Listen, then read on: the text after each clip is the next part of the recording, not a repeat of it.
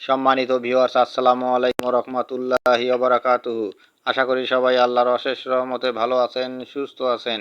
এই চ্যানেলে আর একটি নতুন গুরুত্বপূর্ণ ভিডিওতে আপনাদের সবাইকে স্বাগতম। আজকে আলোচনা করব নিয়োগ ছাড়াই পাস শিক্ষক এমপিওভুক্ত। বিস্তারিত থাকছে ভিডিওতে।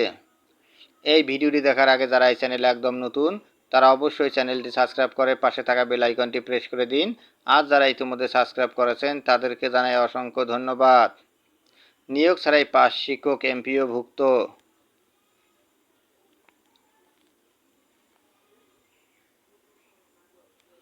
নিয়োগ ছাড়াই চাঁদপুরের মতলব উত্তরের আলী আহমদ মিয়া উচ্চ বিদ্যালয়ে পাস শিক্ষক এমপিওভুক্ত হওয়ার ঘটনা ঘটেছে। সেখানে ভুয়া নিয়োগ বিজ্ঞপ্তি দেখিয়ে এমপিওভুক্ত হয়েছেন প্রধান শিক্ষক মোহাম্মদ ইব্রাহিম খলিল। একই সঙ্গে নিয়োগ পেয়েছেন 4 জন সহকারী শিক্ষক মাহমুদ হাসান, মোহাম্মদ শাহ আলম সরকার, নাসিমা বেগম ও তপন চন্দ্র সরকার এবং আসিফ সহকারী শারমিন আক্তার। প্রধান শিক্ষক সহ মোট 5 জন শিক্ষকের নিয়োগ জালিয়াতিতে সহযোগিতা করেছেন আঞ্চলিক উপপরিচালকের ডিডি অতিরিক্ত দায়িত্ব থাকা কুমিল্লা জেলা শিক্ষা অফিসার মোহাম্মদ রফিকুল ইসলাম। জালিয়াতি করে 5 শিক্ষকের এমপিও শিক্ষার্থীদের উপবৃত্তির টাকা আত্মসাৎ, উন্নয়ন কাজের নামে অর্থ লুটপাট সহ স্কুলের নানান অনিয়মের বিরুদ্ধে 25শে আগস্ট রবিবার সকাল 10:30টায় স্কুল ক্যাম্পাসে শিক্ষার্থীরা বিক্ষোভ করে।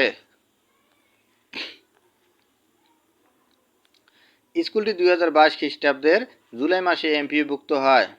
তবে ধাপে ধাপে শিক্ষক কর্মচারী এমপিওভুক্ত করতে 2024 খ্রিস্টাব্দের মে পর্যন্ত লেগে যায়। এমন নিয়োগে অনলাইনে এমপিওভুক্তির আবেদনের জন্য জমা দেওয়া হয় কাগজের সঙ্গে শিক্ষক কর্মচারী নিয়োগের মূল বিজ্ঞপ্তির স্ক্রিনশট দাখিল করতে হয়। সে অনুযায়ী 2000 খ্রিস্টাব্দের 3 মার্চ দৈনিক ইত্তেফাক পত্রিকায় প্রকাশিত আলী আহমদ জুনিয়র হাই স্কুলে নিয়োগ বিজ্ঞপ্তির কপি দাখিল করা হয়। খোঁজ নিয়ে জানা যায়, ওই দিন দৈনিক ইত্তেফাকে এই স্কুলের কোনো নিয়োগ বিজ্ঞপ্তি প্রকাশিত হয়নি। ডিডি রফিকুল ইসলাম ও স্কুলটির প্রধান শিক্ষক মোহাম্মদ ইব্রাহিম খলিলের যোগ সাজশে এই জালিয়াতি হয়েছে। শুধু তাই নয়, চাহিদার তুলনায় কম টাকা দেওয়ায় দপ্তরি জাহান উল্লাহ ও সহকারী গ্রন্থাগারিক হালিমা আক্তারের এমপিওভুক্তি ঝুলিয়ে রাখা হয়েছে বলেও অভিযোগ উঠেছে। নিয়োগ বিজ্ঞপ্তি জালিয়াতি করে চাকরি বাগিয়ে নেওয়া 5 জনের পেছনে বেতন ভাতা বাবদ সরকারি কোষাগার থেকে বছরে ব্যয় 15 লাখ টাকার মতো। এছাড়া শিক্ষা প্রতিষ্ঠান থেকেও এমপিওভুক্ত শিক্ষক কর্মচারীরা বেতন ভাতা পান, যেটা প্রতিষ্ঠানের আয়ের উপর নির্ভর করে। এই প্রতিষ্ঠানে আরও 10 জন শিক্ষক কর্মচারী নিয়োগ প্রক্রিয়াধীন রয়েছে বলে জানা গেছে। সংশ্লিষ্ট সূত্র জানিয়েছে, আঞ্চলিক উপপরিচালকের অতিরিক্ত দায়িত্বে থাকা রফিকুল ইসলাম গত মার্চের প্রথম সপ্তাহে আলী আহমদ মিয়া উচ্চ বিদ্যালয়ে সরেজমিন পরিদর্শন করেন।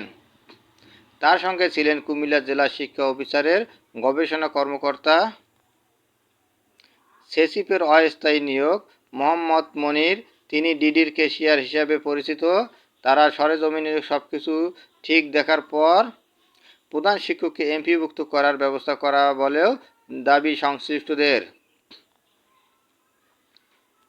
ভুয়া নিয়োগ বিজ্ঞপ্তি দেখিয়ে নিয়োগ ও এমপিওভুক্ত হওয়া প্রধান শিক্ষক মোহাম্মদ ইব্রাহিম খলিলকে প্রশ্ন করা হলে তিনি বলেন, সবকিছু যাচাই বাছাই করে সঠিক পেয়েছেন ডিডি রফিকুল ইসলাম, সেভাবে আমরা এমপিওভুক্ত হয়েছি।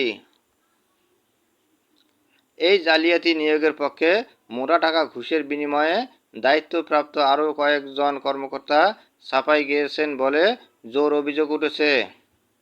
তাদের মধ্যে রয়েছেন সাবেক উপজেলা মাধ্যমিক শিক্ষা অফিসার ও আহ্বায়ক যাচাই কমিটির মোহাম্মদুল্লাহ, চরকালিয়া উচ্চ বিদ্যালয়ের প্রধান শিক্ষক মোহাম্মদ দলিল উদ্দিন ও চেঙ্গারচর সরকারি মডেল উচ্চ বিদ্যালয়ের প্রধান শিক্ষক বেনজির আহমেদ। তাদের সবার দাবি, নিয়োগ বিজ্ঞপ্তির মাধ্যমে সবার নিয়োগ সঠিক হয়েছে।